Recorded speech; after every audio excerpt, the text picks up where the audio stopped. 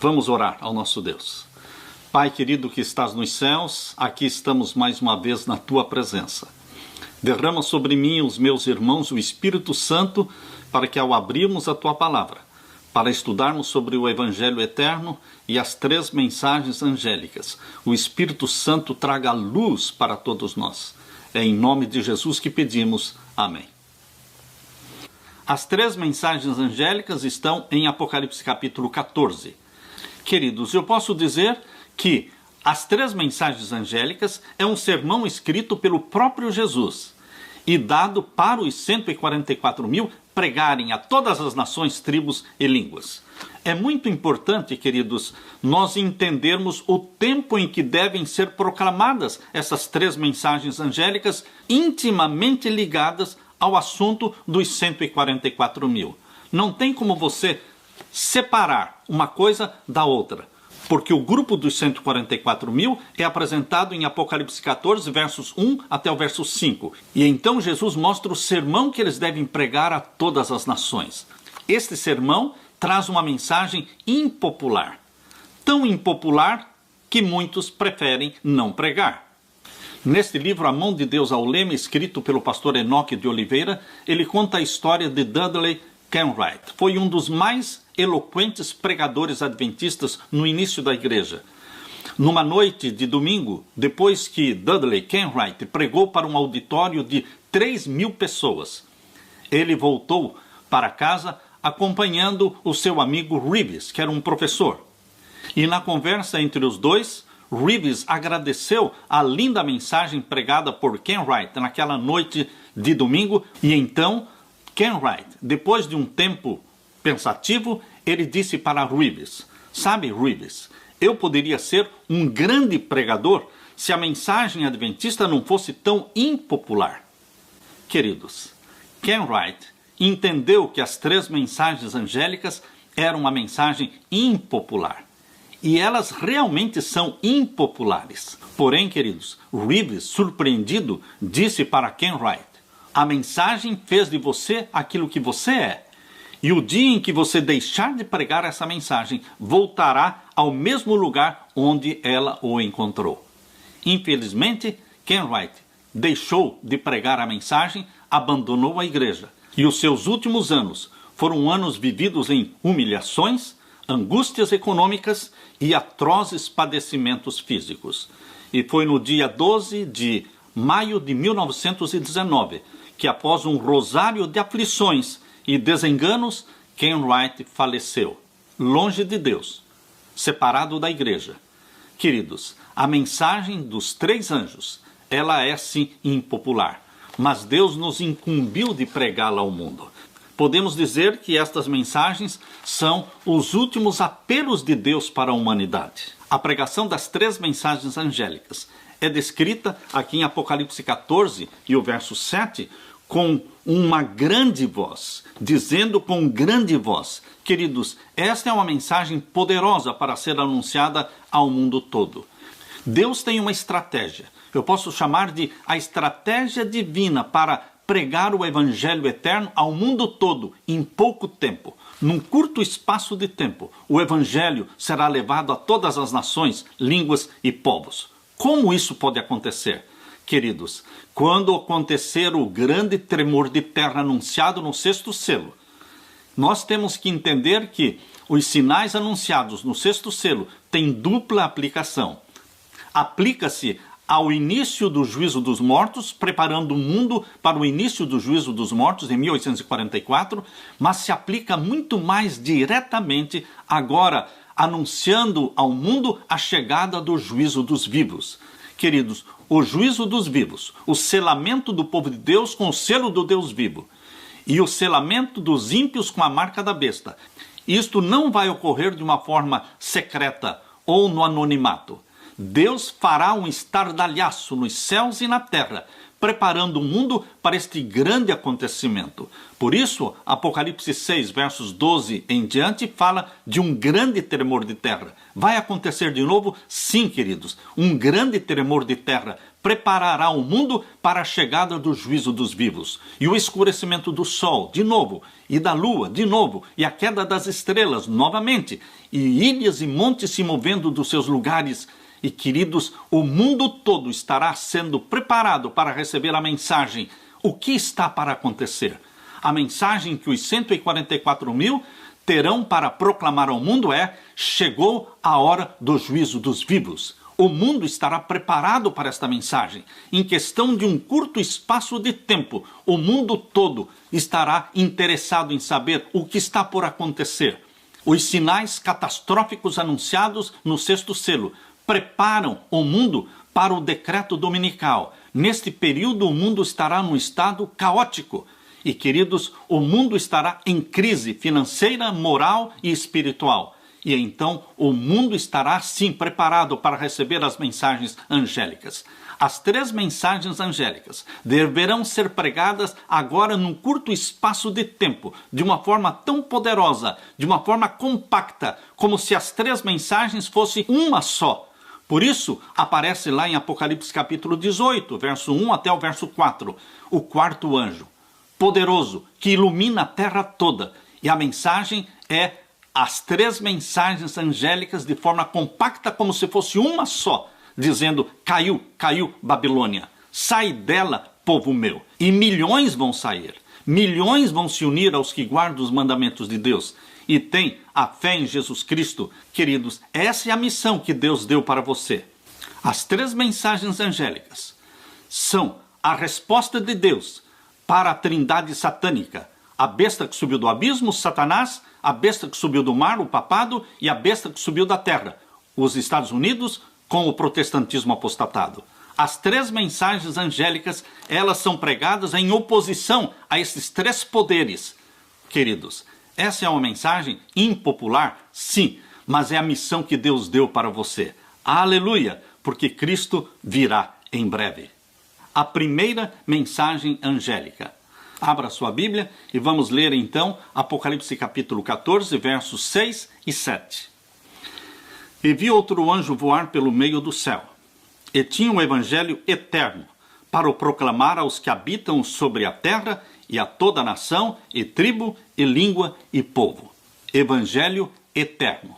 Queridos, o evangelho eterno não prega somente a salvação em Jesus Cristo. O Evangelho Eterno prega também a obediência a Jesus Cristo. O Evangelho Eterno prega também o juízo celestial, quando todos deverão passar pelo juízo no tribunal de Cristo. Este juízo celestial, que começou em 1844, exatamente no final dos 2.300 anos de Daniel capítulo 8 e o verso 14, até 2.300 tardes e manhãs, e o santuário será purificado.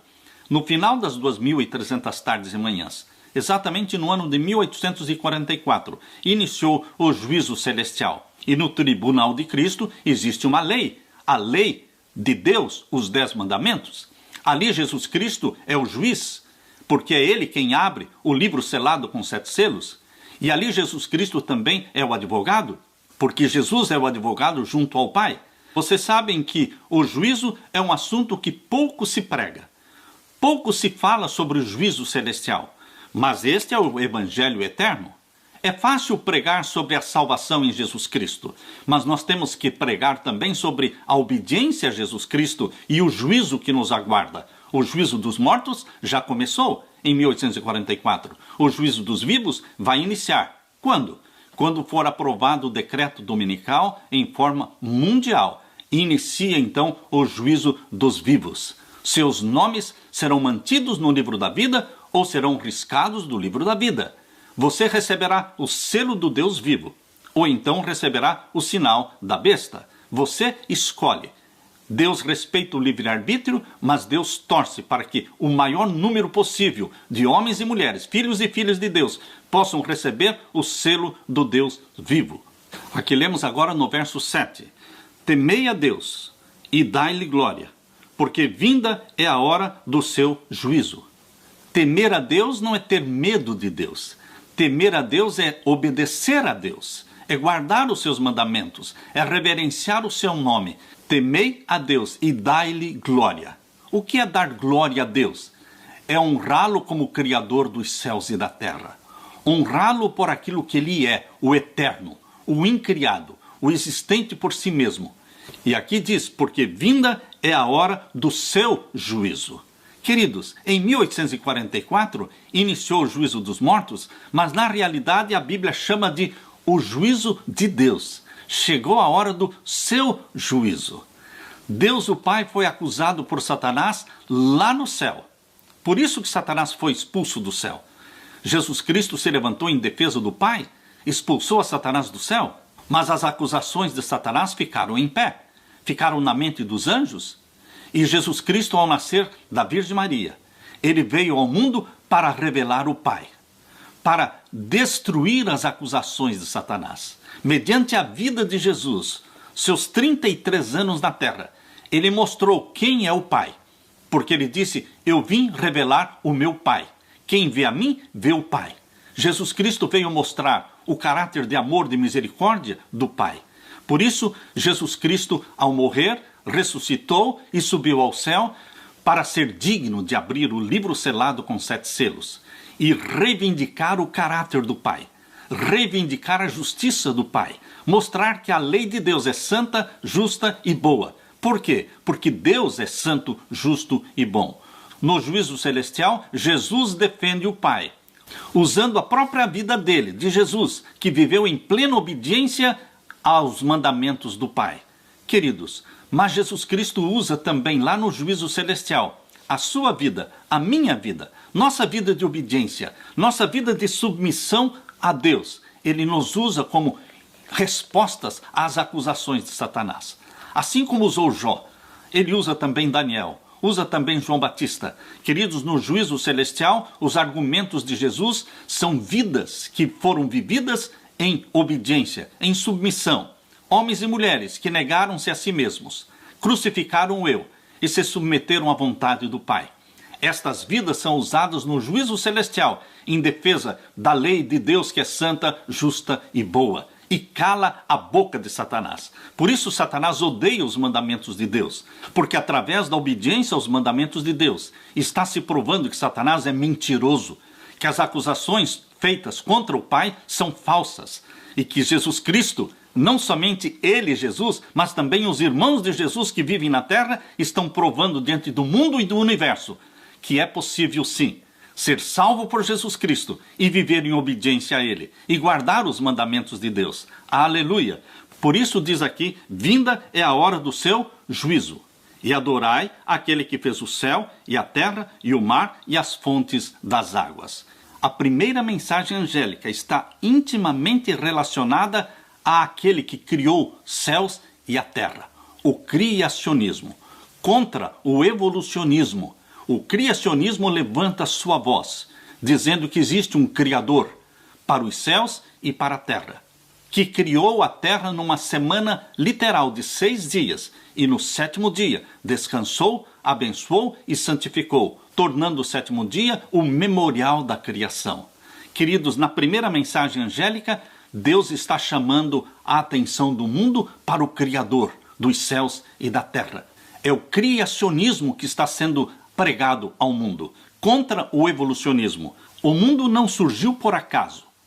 O mundo não surgiu de uma explosão. Não, queridos. O mundo surgiu de um plano feito por uma mente inteligente que se chama Deus. Ele criou, ele planejou e executou a criação numa semana literal de 6 dias e estabeleceu o 7º dia como santo dia de repouso. Por isso a Bíblia diz em Gênesis capítulo 2, versos 1 ao verso 3, que Deus descansou, abençoou e santificou o 7º dia. Aqui você vê no capítulo 14 de Apocalipse e o verso 7, dizendo com grande voz, temei a Deus e dai-lhe glória, porque vinda é a hora do seu juízo, e adorai aquele que fez o céu, a terra, o mar e as fontes das águas. Quando você lê esta frase no finalzinho da primeira mensagem angélica, a sua mente é levada para o quarto mandamento da lei de Deus, que diz: porque Deus em 6 dias fez os céus, a terra e o mar, e ao 7º dia descansou. Portanto, o Senhor abençoou o 7º dia. Queridos, o quarto mandamento da lei de Deus está embutido, está incluso aqui na primeira mensagem angélica, porque não tem como você obedecer a Deus, adorar a Deus e guardar o domingo. Não, queridos. O domingo é símbolo do evolucionismo. O domingo é um símbolo de um movimento que não crê que Deus criou o mundo numa semana de 6 dias literais e descansou no 7º dia. O domingo é uma rebelião contra a obediência a Deus e a guarda dos seus mandamentos. O domingo, como dia santificado, é uma rejeição de Deus como Criador dos céus e da terra. Tivessem todos os homens e mulheres na terra observado o 7º dia da semana semanalmente, não teria existido espaço para o evolucionismo. Não teria existido espaço para Charles Darwin. Queridos, nós não viemos do jardim zoológico, nós viemos do jardim do Éden. Nossos antepassados não foram chimpanzés. Nossos antepassados foram Adão e Eva, criados à imagem e à semelhança de Deus. Queridos, é isso sim que a primeira mensagem angélica está sendo pregada.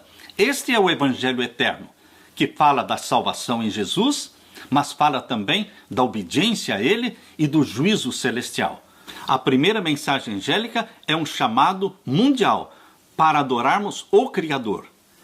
E a Igreja Adventista do 7º dia é sim o maior movimento criacionista do mundo.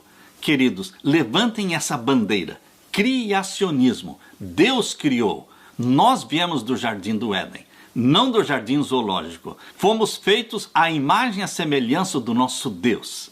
E Jesus Cristo, através da sua morte, Jesus Cristo, através do Espírito Santo habitando em você, Ele pretende, Ele quer, Ele deseja restaurar em você esta imagem divina, esta semelhança divina com a qual nós fomos criados, mas que o pecado destruiu.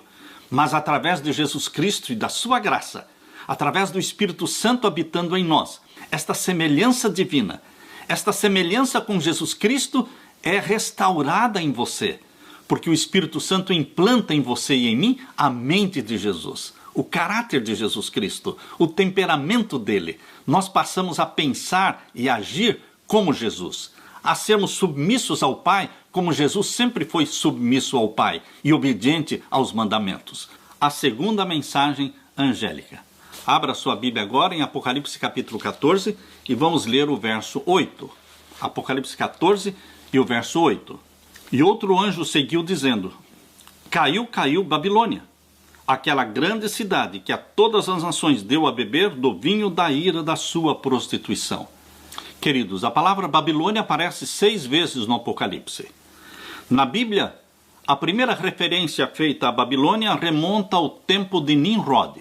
Nimrod, lá de Gênesis capítulo 10, versos 8 a 10, e fala também da Torre de Babel.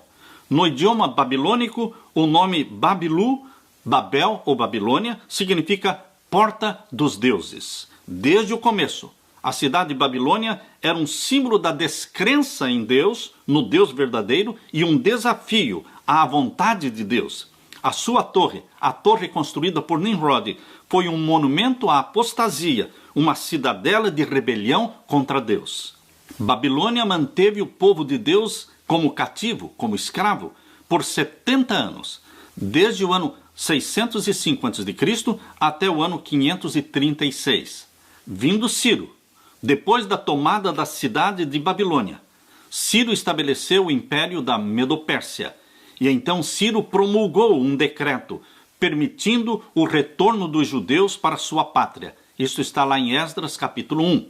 Por isso que nas Escrituras Ciro é usado como um símbolo de Jesus Cristo, que libertou o seu povo de Babilônia. Queridos, novamente, Deus quer que o seu povo saia de Babilônia. Novamente, aqui em Apocalipse 18, você vai encontrar no verso 2 a mesma mensagem do segundo anjo. A mensagem do segundo anjo de Apocalipse 14, verso 8, diz: Caiu, caiu Babilônia. E agora aqui a mensagem de Apocalipse 18 e o verso 2, novamente, caiu, caiu Babilônia. Leia comigo, capítulo 18 de Apocalipse, verso 2. E clamou fortemente com grande voz, dizendo, caiu, caiu a grande Babilônia, e se tornou morada de demônios, e morada de todo espírito imundo, e covil de toda ave imunda e aborrecível. Queridos, Deus quer que o seu povo saia de Babilônia.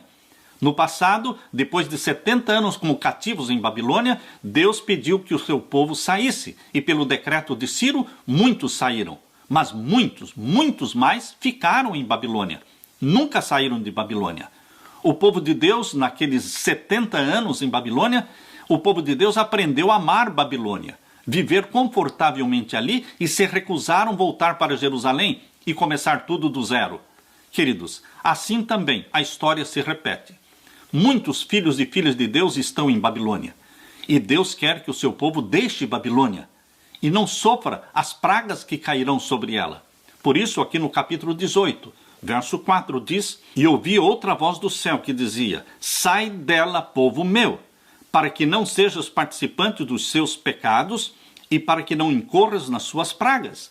Quando Deus diz, sai dela, povo meu, é porque existe um povo meu. Existe um povo de Deus presente em Babilônia. E onde está a maioria dos salvos? Onde está a maioria dos filhos e filhas de Deus? Se não em Babilônia. Por isso Deus está clamando, falando, sai dela, povo meu. Esta é a segunda mensagem angélica, mas está sendo repetida aqui na voz do quarto anjo. Apocalipse 18 é conhecido como o quarto anjo, que prega as três mensagens angélicas como se fosse uma só, de forma compacta, de forma poderosa, para produzir a maior conversão de todos os tempos. Justo antes do fechamento da porta da graça, haverá sim a maior conversão de todos os tempos. Justo antes da porta da graça se fechar, essa mensagem será proclamada poderosamente pelos 144 mil discípulos de Jesus, batizados pela chuva serôdia do Espírito Santo, dizendo, sai dela, povo meu. E uma multidão se unirá aos que guardam os mandamentos de Deus e têm a fé em Jesus Cristo. Deus está preparando um povo para a segunda vinda de Jesus. E você, meu querido irmão, e eu, fazemos parte desse povo, deste remanescente, que vai sim pregar as mensagens angélicas para a conversão da grande multidão. Queridos, agora no tempo do fim, Babilônia está unindo o mundo todo, fazendo um sincretismo religioso. O maior acordo feito nos últimos dias é o documento assinado pelo Papa Francisco e o líder do islamismo lá nos Emirados Árabes. Queridos, foi criado ali um logo. O logo mostrando a lua, a meia-lua, e dentro da meia-lua, a cruz de Cristo. Mostrando a fusão, o sincretismo, a união do cristianismo com o islamismo. E a nova religião sendo propagada para o mundo se chama Chrislam. Chrislam, a união do cristianismo com o islamismo. Será que é isso que Jesus Cristo deseja? Jesus Cristo diz, eu sou o caminho, a verdade e a vida. Ninguém vem ao Pai senão por mim. Queridos, só Jesus nos leva para o céu. Não Maomé, não Buda. Só Jesus Cristo nos leva para o céu. E Jesus Cristo tem sim 10 mandamentos. E esses 10 mandamentos o Espírito Santo escreve no coração de todos os que são salvos pela graça de Jesus Cristo. Queridos, nós estamos vivendo num tempo em que o mundo todo está bebendo do vinho de Babilônia. Todos os ensinamentos, as doutrinas falsas de Babilônia estão sendo ministradas para o mundo. O mundo está bebendo deste vinho. Em que consiste o vinho de Babilônia, que está sendo dado a beber para todas as nações e para todas as igrejas? Pense um pouco. Primeiro, a tradição e a autoridade da igreja estão acima da Bíblia. Isto faz parte do vinho de Babilônia. Colocar a tradição acima da Bíblia. Número 2, o batismo infantil. Número 3, a adoração de Maria e dos santos. Número 4, a imortalidade da alma. Esta doutrina da imortalidade da alma, que morre o corpo, mas a alma continua viva, está sendo ensinada por Babilônia e está sendo aceita por todas as filhas de Babilônia e também por todas as religiões não cristãs. Essa imortalidade da alma é que une todas as religiões, debaixo do guarda-chuva do papado. Mas a Bíblia não ensina a imortalidade da alma. A Bíblia diz: toda alma que pecar, essa morrerá. A nossa alma morre. Sim, queridos, a imortalidade da alma está unindo católicos, protestantes, espiritismo e religiões não cristãs. Mas nós cremos no que a palavra de Deus ensina, que ao morrermos, estamos dormindo no pó da terra, um sono inconsciente, até que sejamos despertados pela voz de Deus. E então ressuscitaremos. Queridos, na volta de Jesus, todos os mortos em Cristo serão ressuscitados. Número 5, a missa e a transubstanciação. Número 6, a confissão dos pecados ao sacerdote. Número 7, a penitência. Número 8, o purgatório. Número 9, a infalibilidade papal. E número 10, o caráter sagrado do domingo. Isto tudo, queridos, pode ser chamado de vinho de Babilônia. A segunda mensagem angélica é uma profecia. Caiu, caiu Babilônia. A Babilônia literal caiu e se tornou morada de chacais e de aves imundas. Assim também a Babilônia espiritual do Apocalipse, que se chama Roma. Roma é a Babilônia espiritual do Apocalipse. Ela vai cair. E Deus está dizendo: sai dela, povo meu. Por quê? Porque Deus ainda tem uma multidão de filhos e filhas sinceros que ainda estão em Babilônia. Por isso o chamado de Deus: sai dela, povo meu. A terceira mensagem angélica. Abra agora a sua Bíblia em Apocalipse capítulo 14 e vamos ler os versos 9 em diante. Apocalipse 14, versos 9 em diante. E seguiu-os o terceiro anjo, dizendo com grande voz: se alguém adorar a besta e a sua imagem, e receber o sinal na sua testa ou na sua mão. Estão percebendo que a terceira mensagem angélica é mais uma profecia que precisa ser pregada? Não estamos olhando para o passado. Isso aqui é uma profecia que vai se cumprir agora no futuro. O mundo todo, sim, vai ser convidado a adorar a besta que subiu do mar, o poder papal, e a imagem da besta, que é os Estados Unidos da América do Norte. Esses dois poderes se unem, fazendo uma dobradinha, uma parceria para o domínio mundial. E, portanto, queridos, a terceira mensagem angélica está dizendo: se alguém adorar a besta, o poder papal, e a sua imagem, os Estados Unidos da América do Norte, que é este poder político e militar, que é usado em toda a sua plenitude para impor diante do mundo a adoração ao papado. Por isso a mensagem é muito clara: se alguém adorar a besta e a sua imagem, e receber o sinal na sua testa ou na sua mão, o domingo será imposto como dia obrigatório de guarda. Aqueles que não guardarem o domingo não poderão nem comprar e nem vender. É assim que diz lá em Apocalipse capítulo 13. Abra sua Bíblia em Apocalipse 13 e o verso 17. Aqui diz: para que ninguém possa comprar ou vender, senão aquele que tiver o sinal, ou o nome da besta, ou o número do seu nome. Aqui há sabedoria. Aquele que tem entendimento, calcule o número da besta, porque é o número de um homem, e o seu número é 666, 666. Queridos, a terceira mensagem angélica faz alusão direta a Apocalipse 13, verso 17 e verso 18. Por isso diz aqui: se alguém adorar a besta e a sua imagem e receber o sinal na sua testa ou na sua mão, não é o chip, mas é o domingo como dia sagrado. Aqueles que se recusam a guardar o santo dia do Senhor, o santo sábado, o sétimo dia da semana, e se submetem ao papado, obedecendo e guardando o primeiro dia da semana, no lugar do sábado, estes estarão recebendo o sinal da besta. Aqueles que recebem o sinal da besta, aqueles que decidem guardar o domingo, livre e espontaneamente por convicção mental, recebem então o sinal como que sendo colocado na testa. Porém, aqueles que conscientemente sabem que o domingo não é o dia de guarda, que o dia santo do Senhor é o sábado, o sétimo dia da semana, mas por medo das perseguições, por medo da morte, por medo de não poder comprar e nem vender, eles aceitam guardar o primeiro dia da semana, então eles recebem o sinal na mão. Queridos, é isso que a palavra de Deus está dizendo. E o verso 10 continua a terceira mensagem angélica no verso 10. Também o tal beberá do vinho da ira de Deus. Aqueles que beberem do vinho de Babilônia, Eles vão beber do vinho da ira de Deus. Eu não quero. Eu não quero beber do vinho de Babilônia e também não quero beber do vinho da ira de Deus. Porque a ira de Deus se manifestará nas 7 últimas pragas. Também o tal beberá do vinho da ira de Deus que se deitou, não misturado no cálice da sua ira. Os juízos de Deus virão sem misericórdia. A porta da graça estará fechada quando as 7 últimas pragas forem derramadas. Não haverá misericórdia.